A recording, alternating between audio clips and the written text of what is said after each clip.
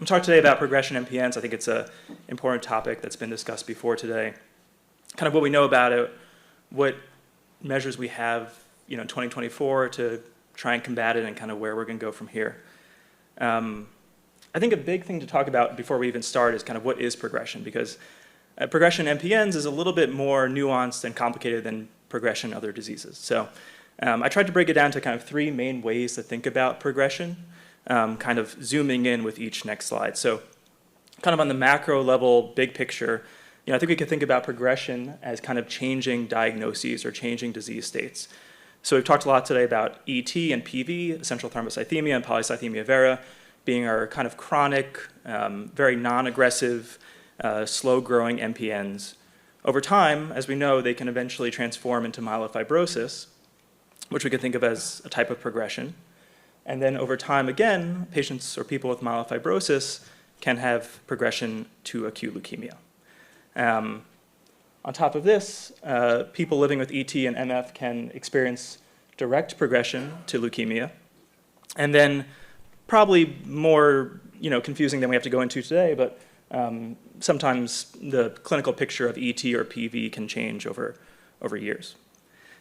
Zooming in a little bit now, we can also have progression within a diagnosis. So your diagnosis doesn't have to change, but you might still kind of meet criteria for progression. So let's take, for example, someone with myelofibrosis. They might, still have myelofibrosis, but certain kind of triggers might warrant a diagnosis of progression, right? And so this could be things like being on a stable JAK inhibitor like ruxolitinib for many years, and then at some point your spleen starts to increase in size or your symptoms start worsening. We might say you've progressed through the ruxolitinib, but you haven't necessarily progressed to acute leukemia.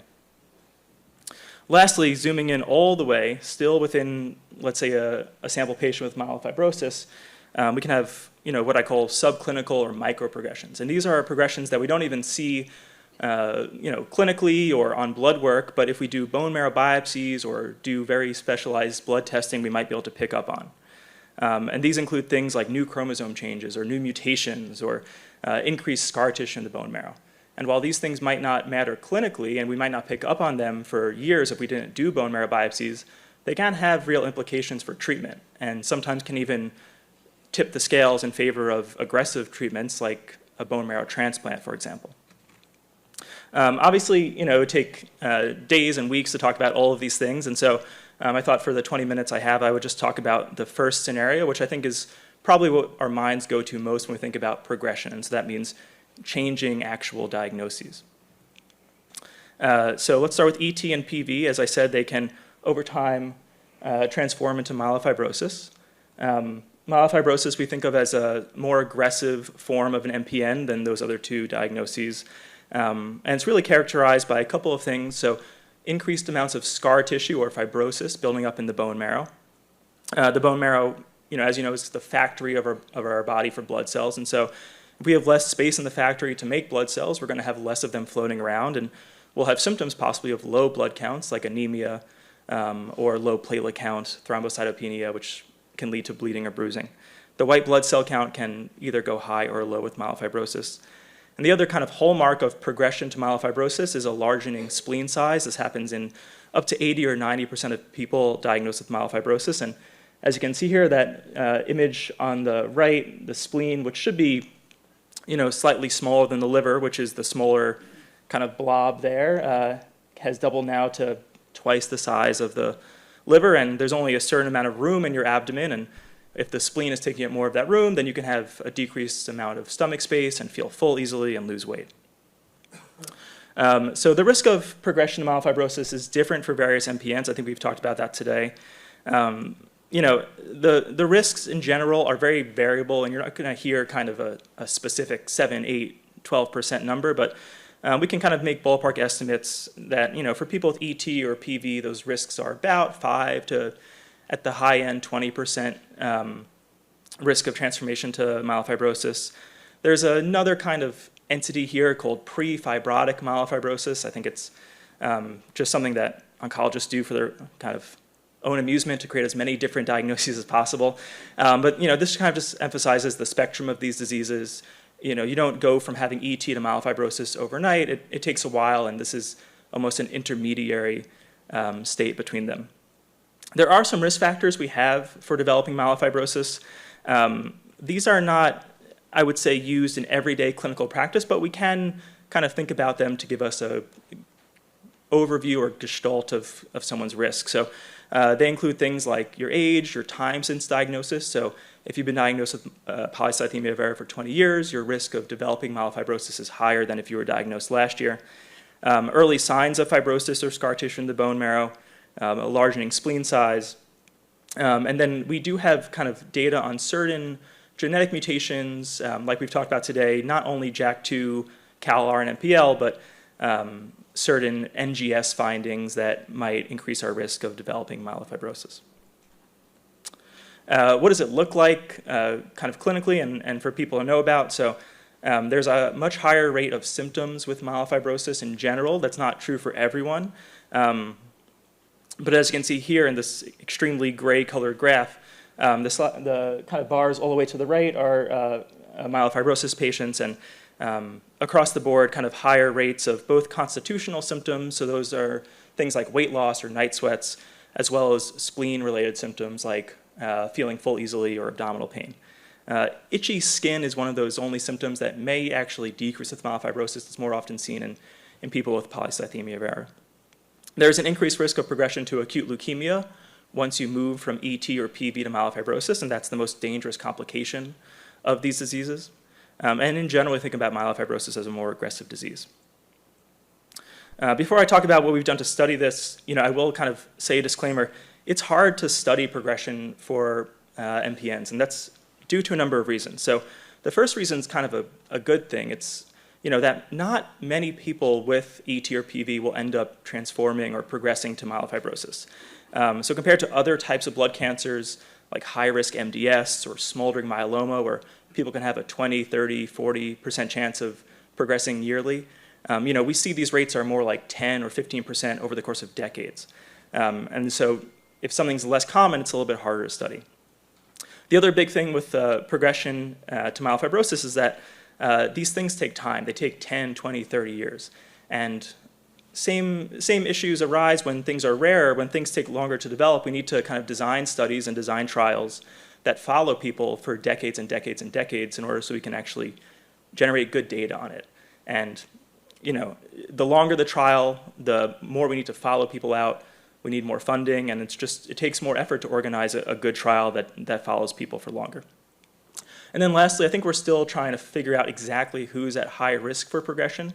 As I showed on the other slide, we do have some risk factors that we've identified, but again, compared to other subsets of blood cancers, I think it's still a little bit nebulous in terms of who are those people who are really, really high risk, who we need to follow very closely because they're at risk of progressing soon. So looking at our current available treatments for ET and PV, we've talked about a lot of these today. These are not an exhaustive list, but just an overview. Aspirin, phlebotomies, so like bloodletting to get your red blood cell count down, anagrelide, which can help reduce the platelet count. All of these are good at reducing the chance of blood clots and sometimes symptoms, but they have no impact on progression. Hydrea, which is the most common chemotherapy treatment for ET and PV, originally was thought to possibly do the opposite, possibly kind of spur on progression, but that's been debunked in a number of large studies. And then things do get a little bit more interesting when we talk about interferon and JAK inhibitors. So starting off with interferon, interferon's a drug that's been around for decades, since well before I was born. We've dealt with some toxicities with it. We've dealt with some dosing issues in terms of needing to dose it very frequently, and it's kind of limited its development for a lot of cancers. But in recent years, we've been able to pegylate it, which is a fancy word for saying make it last in your system longer. And through doing so, we're able to dose it less frequently, have a more favorable kind of side effect profile. And we now have two kind of FDA approved interferons. One is FDA approved specifically for polycythemia. That's rho-peg interferon alpha 2b. We also use peg interferon alpha 2a for these conditions as well.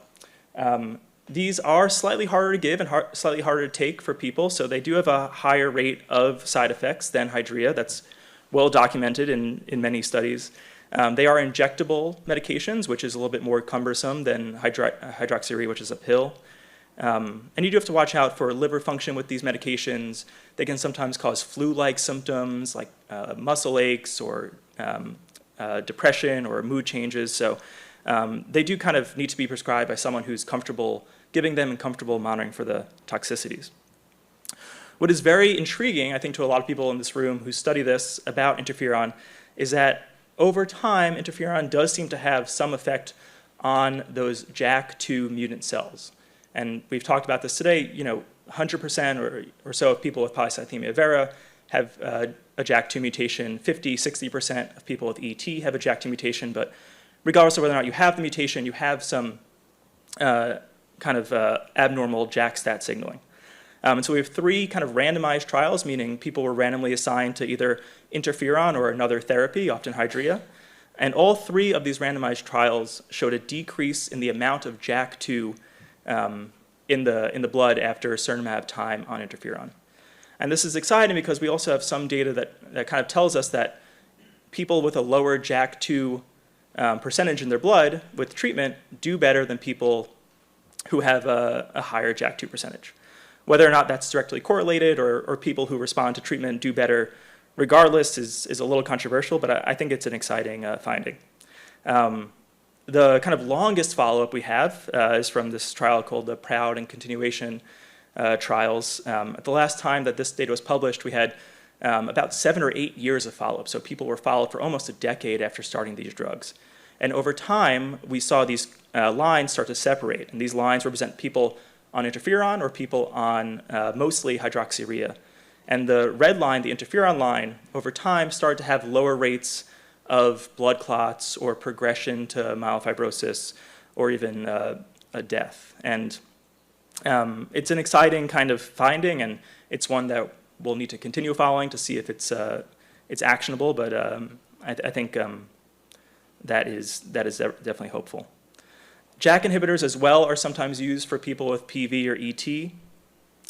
As Dr. Mesa said before, you can think about the JAK protein that's mutated a lot as kind of a light switch telling cells to keep dividing, keep growing, and it really underlies the pathophysiology of these diseases. Ruxolitinib, which is the first JAK inhibitor approved for myelofibrosis and the only one approved right now for polycythemia vera, has also been studied in some kind of long-term follow-up studies. This is from the MAGIC PV trial. The last time this data was published, people had been followed for around 5 years on the drug. What was important about this study is that people started on ruxolitinib, had to stay on ruxolitinib. People started on best available therapy, which was basically another word for Hydrea, stayed on Hydrea. And similar to interferon, we saw decreased rates of the JAK2 gene in the blood. And even though progression-free survival, so the amount of people surviving without progression or death or developing leukemia, even though it wasn't significantly different, we have very kind of stringent criteria for what's significant in medicine, we do see, again, kind of like the other study, these curves start to separate, and the blue line, people on ruxolitinib, possibly with a kind of long-term benefit from these drugs. What does the future look like for reduction of progression? I think we've kind of talked about some of these things as well today in other talks. One kind of approach that we can use is intervening earlier on. So instead of kind of letting the snowball start to take off and jumping in too late when things are already in motion, can we use these drugs earlier on in someone's diagnosis to prevent later progression? There's also new combinations of old drugs. So, we know interferon might have some disease-modifying effect. Ruxolitinib might have some disease-modifying effect. Can we combine both to kind of get a synergistic effect and reduce progression? And then we just have new drugs that we're studying for the first time for PV and ET, and we'll see in time if these new drugs might have some more progression effect than the drugs we have now. Moving on to the development of leukemia from myelofibrosis. Here we have a little bit more kind of groundwork and structure for kind of prognostication, or what people, or which group of people are more likely to develop leukemia from myelofibrosis. So we have a bunch of scoring systems that we use. We started off on the left with just kind of using clinical variables like someone's age, someone's white blood count, and we've moved kind of into an era of genetic prediction using people's chromosome changes or DNA mutations to get a better sense of who might be at risk for developing leukemia. The risk here is highly variable. Again, people with low risk, quote unquote, myelofibrosis may have a less than 5% chance of developing leukemia, whereas higher risk scenarios can have a 20 or 30% chance. There's an intermediate stage between myelofibrosis and leukemia termed accelerated phase disease.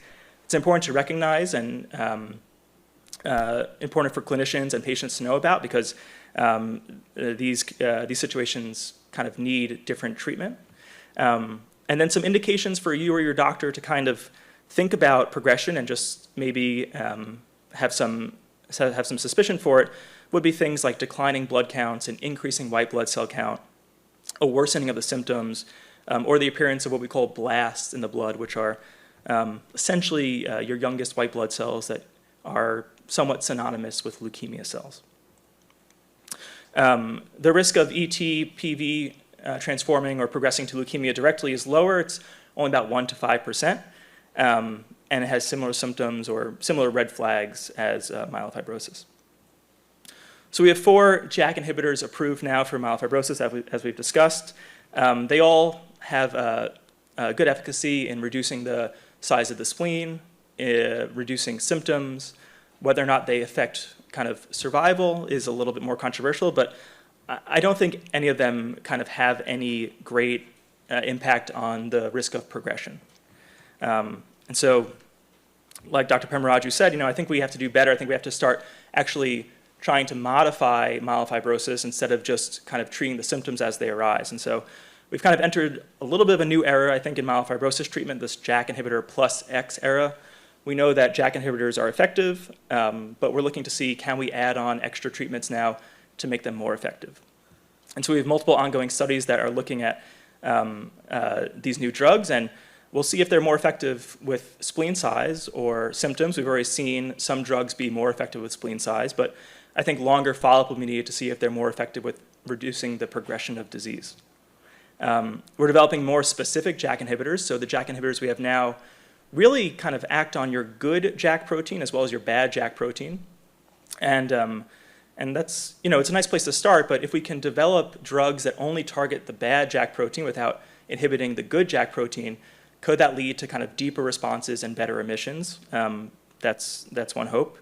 And then like ET and PV, can we start treatment earlier, again, to get ahead of that snowball when we've kind of let the horse out of the barn and we're already kind of behind and affecting the biology of the disease.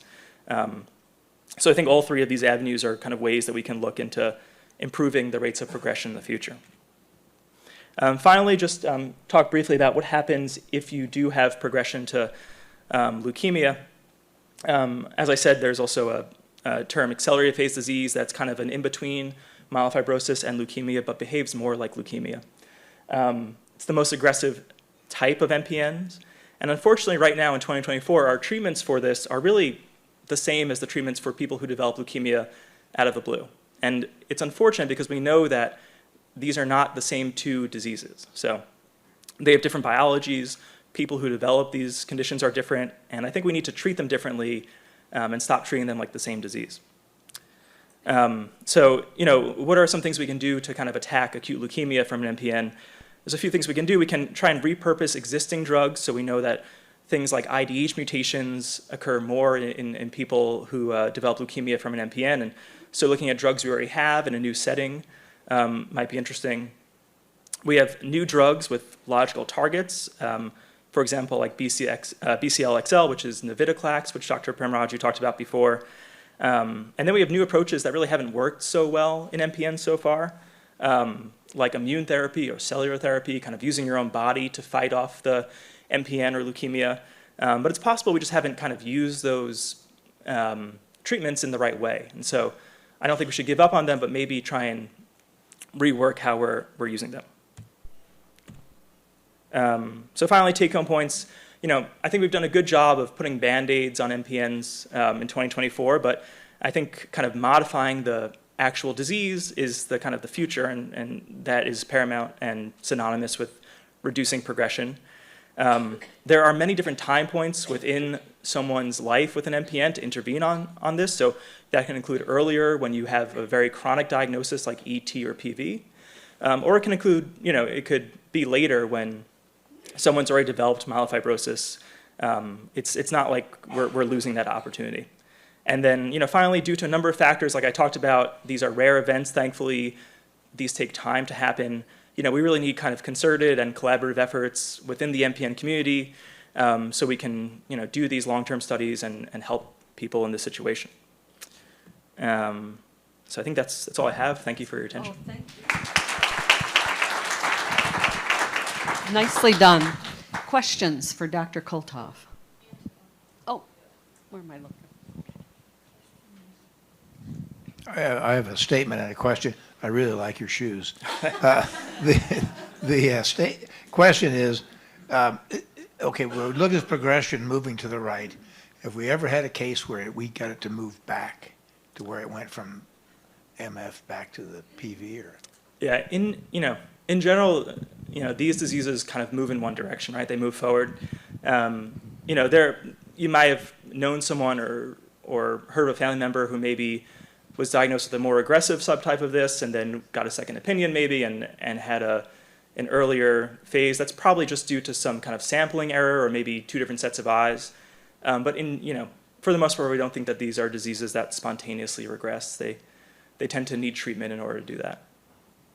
What we can do with treatment? So I wouldn't say the goal of treatment like interferons is to reverse the disease completely, even though I think that's a good goal for the future. Really, if we can start by just reducing the speed of progression and just halting progression, I think that's kind of a great goal. We have some agents now looking at kind of reducing the amount of scar tissue in the bone marrow and so forth, and we'll see in time with more follow-up if those things can actually reverse the disease. But I think all of us would be happy if we can just stop it from getting worse. Any other questions? Oh, yes. Okay, here you go. What are those agents that reduce the scar tissue in the bone marrow? So these are agents that are kind of in early phase clinical trials that are not FDA approved yet. But like I said, we're looking at kind of attacking this from many different points, and that's one of the kind of places we're looking at to intervene earlier to try and reduce that from building up.